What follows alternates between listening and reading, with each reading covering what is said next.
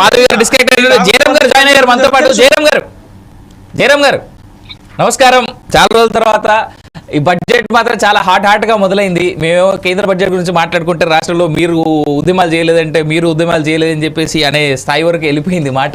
Right, ఎవరు చేసిరు ఎవరు చేయలేదు అనేటువంటి విషయాన్ని పక్కనెడితే ఇవాళ ప్రస్తుత బడ్జెట్ పైన ఇవాళ కేంద్రం నిజంగా ఇటు తెలంగాణకు కానీ ఇటు ఆంధ్రకు కానీ ఇద్దరికి ముందు చేయి చూపినట్టుగా కనిపిస్తా ఉంది. మీరేమంటారు?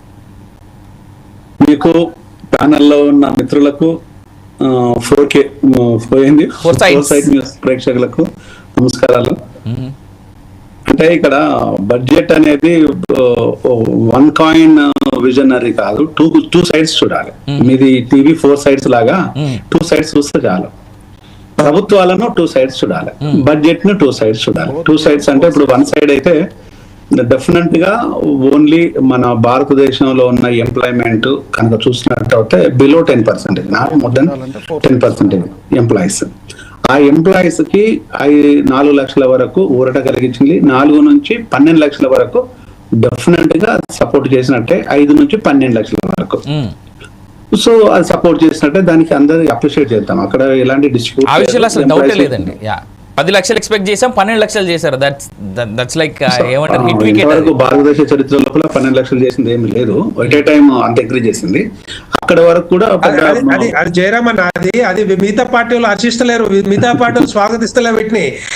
కానీ మిడిల్ క్లాస్ ఫ్యామిలీస్ వాళ్ళందరూ యాక్సెప్ట్ చేస్తున్నారు. వాళ్ళు ఎప్పటి నుంచో కోరిక అనమాట ఈ 10-12 లక్షలు పెంచాలి అనే ఆలోచన. కానీ కాంగ్రెస్ పార్టీకి బీఆర్ఎస్ పార్టీకి ఆలోచన లేదు, ఇది స్వాగతించలేరు వాళ్ళు. వెంకటరెడ్డి గారు ఫస్ట్ జయరామ్ గారిని కంప్లీట్ చేయమన్నా, దాని తర్వాత will put in your inputs.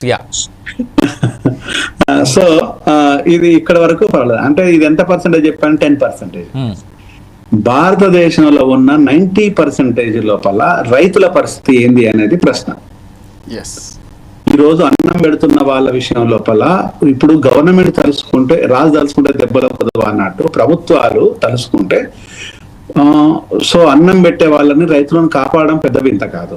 కానీ కాపాడదు. ఎందుకు కాపాడదు అంటే ఇప్పుడు ఏదైతే ఫార్మర్స్ ఉన్నారో ఫార్మర్స్ సగటు ఫార్మర్స్ ఉండకూడదు, కార్పొరేటివ్ ఫార్మర్స్ రావాలనేది ప్రభుత్వం కాదు, ప్రభుత్వాల అవగాహన, ప్రభుత్వాలకు ఉండే ఇంటర్నల్ ఫీలింగ్. ఇది ఏ ప్రభుత్వమైనా, ఒక బీజేపీని నిందించాల్సిన పని లేదు. రేవంత్ రెడ్డి ప్రభుత్వము, పోయిన బీఆర్ఎస్ ప్రభుత్వం, అన్ని ప్రభుత్వాలు అదే వరవడిక. సో ఇక్కడ జరుగుతున్నది ఏంటంటే ఫామ్ హౌజులలో మాత్రమే అగ్రికల్చర్ రావాలి. జనరల్ గా ఉన్న ఊర్లలో ఉన్న మన రొటీన్ ఫార్మర్స్ ఎవరైతే ఉన్నారో సహజమైన ఫార్మర్స్ ని పొందబెట్టాలనేది ప్రణాళిక ఉన్నప్పుడు చాలా క్లియర్ కనిపిస్తుంది. ఎందుకు నేను ఈ మాట చెప్తున్నానంటే నిజంగా కనుక స్విగ్గీ లాంటి ఒక జొమాటో, స్విగ్గీ లాంటి ఎంప్లాయీస్ కి 2 కోట్ల మందిని టార్గెట్ చేస్తూ వాళ్లకు అనుగుణ ఐడి కార్డులతో పాటు రెస్పెక్ట్ ఇన్స్టిట్యూషన్ లో పనిచేస్తున్నట్టు క్రియేట్ చేస్తే వాళ్ళకు అనేక బెనిఫిట్స్ ఉంటాయి. ఏ రకమైన బెనిఫిట్స్ ఉంటాయి అంటే వాళ్ళు లోన్కి వెళ్ళొచ్చు, సేమ్ టైం వచ్చేసి ఎంప్లాయ్మెంట్ వాళ్ళు ప్రావిడెంట్ ఫండ్ కిందకి వస్తారు, ఈసీఐ మన ఈఎస్ఐ కిందకి వస్తుంటారు. కాబట్టి వాళ్ళ కార్మిక చట్టం లోపల వాళ్ళు ఇన్వాల్వ్ అవుతారు, వాళ్ళకు బెనిఫిట్ జరుగుతుంది. సంతోషం, అది కానడం లేదు. కానీ మరి అన్నం పెట్టే ఫార్మర్ ని ఆ ఈఎస్ఐలోకి ఎందుకు చేర్చట్లేదు అని అడుగుతున్నాను. సో అన్నం పెట్టే ఫార్మర్ కి ఫుల్ టర్మ్ ఇన్సూరెన్స్ ని ఎందుకు పే చేయట్లేదు గవర్నమెంట్ అనేది మనం ప్రశ్నించుకోవాలి. అన్నం పెట్టే ఫార్మర్ కి ఈ రోజు ఉరేసుకోకుండా మేము ఊపిరి మీరు ఉండండి మేము ఉన్నాము అనే ఆ ధీమాని ప్రభుత్వాలు, నాట్ ఓన్లీ ప్రభుత్వాలు ఎందుకు కల్పించడం లేదు? ఇది ఇలా చెప్పుకుంటూ పోతే రైతుకు ఏ విధమైన బెనిఫిట్ జరగలేదు అనే విషయం నెంబర్ 1 చెప్పదలుచుకున్నాను. నెంబర్ 2, మెడికల్ కాలేజీ లోపల ఇంకొకటి 75, నేను డాక్టర్ని కాబట్టి చెప్తున్నాను, 75,000 సీట్లను నెక్స్ట్ రానున్న సంవత్సరానికి కేటాయింపులు చేయాలన్నది ఒక దృఢ సంకల్పంతోనే ఉంది, బాగానే ఉంది. కానీ డాక్టర్లను మనం తయారు చేస్తే అది ఒక కర్మాగారం అవుతుంది, పేషెంట్లకు ట్రీట్మెంట్ ఇస్తే అది ఒక నిజాయితీ గల వైద్యాన్ని పేదలను కాపాడుకున్నట్టు అవుతుంది.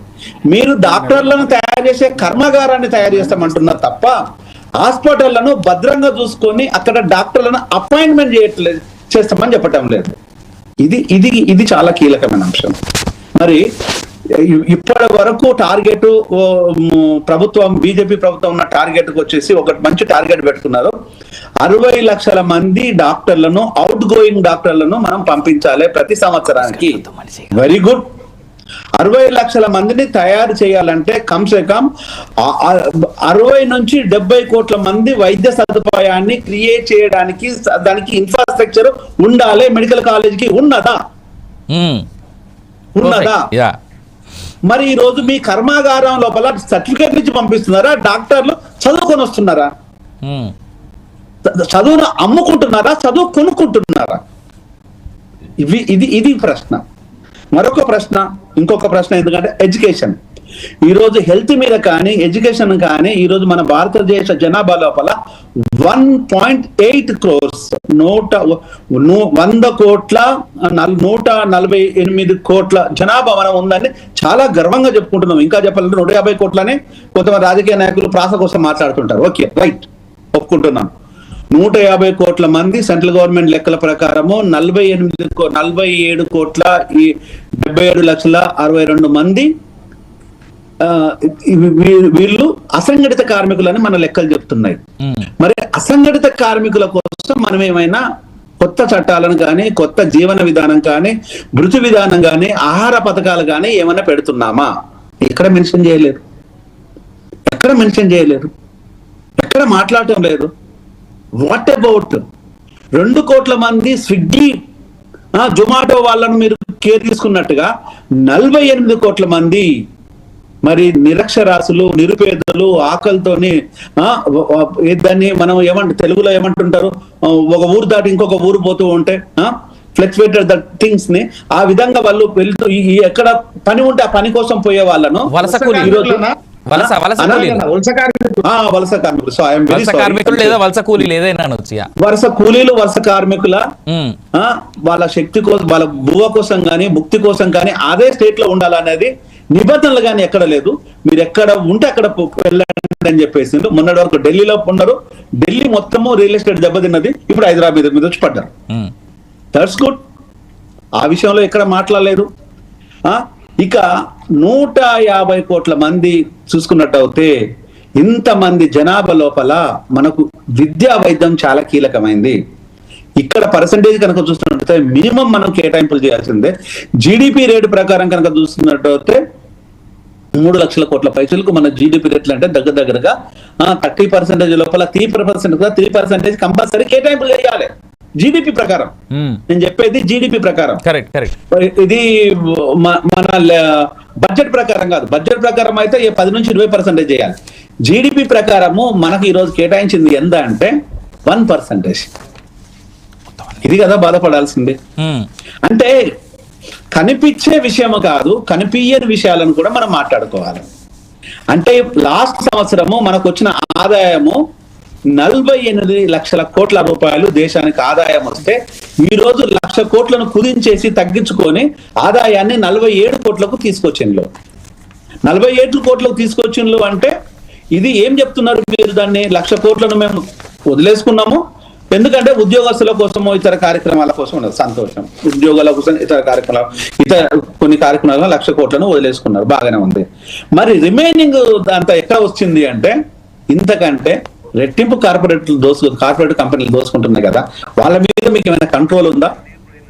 ఆర్టికల్ 38 ఏం చెప్తుంది అంటే ఎక్కడైతే నిధులు, నేచురల్ రిసోర్స్, డబ్బు, బ్యాంకుల నుంచి తీసుకున్న రుణాలు ఇవన్నీ కార్పొరేట్ కంపెనీలు తీసుకుంటాయి కాబట్టి ఆ కార్పొరేట్ కంపెనీ లోపల 25% విద్య, వైద్యము, ఎంప్లాయ్మెంట్ ను లోకల్ గా ఉండే వ్యక్తులకు ఇవ్వాలని మన రాజ్యాంగంలో రాసుకున్నాం. ఆర్టికల్ 38 ప్రకారము 38A ప్రకారం ఇవన్నీ తీసుకున్నప్పుడు బ్రీ ప్రకారం ఇవన్నీ అడగాలి కదా.